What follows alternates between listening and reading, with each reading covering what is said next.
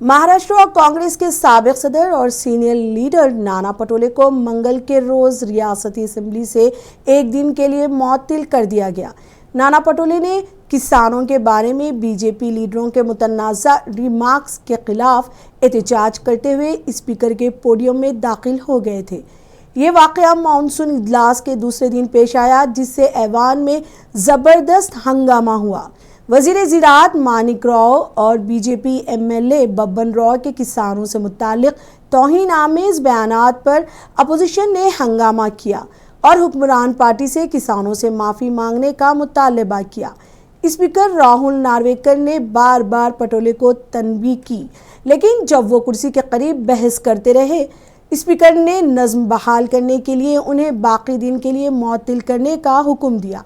अपनी मुअत्तली के बाद प्रेस से बात करते हुए पटोले ने रियासती और मरकज़ी दिनों की हुकूमतों को निशाना बनाया। उन्होंने कहा कि हम इस बदउनवान हुकूमत के खिलाफ लड़ते रहेंगे, चाहे हमें हर रोज़ मुअत्तल किया जाए, हम बाज नहीं आएंगे।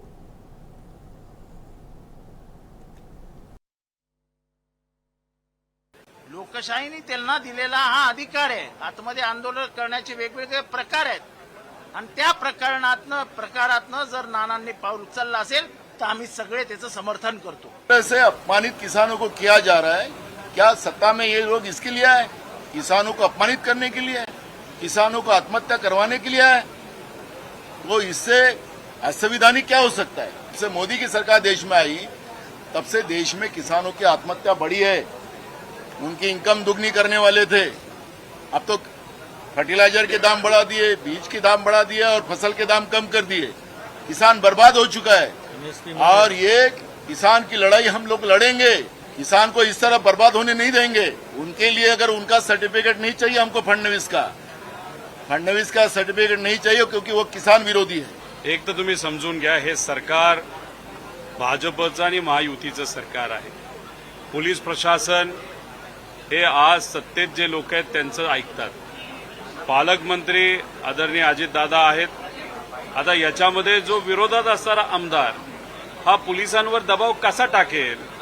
संदीप भैया क्षीरसागर मगाशी येऊन तुमच्यासमोर ते बोललेले आहेत।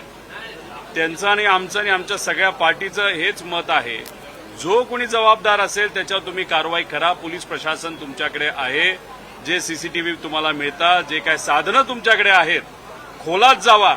पण एखाद्या महिलेवर मुलीवर जर तिथे अत्याचार झाला असेल तर त्या मुलीला न्याय मिळाला पाहिजे। फक्त आमच्या सगळ्यांचा अजून एक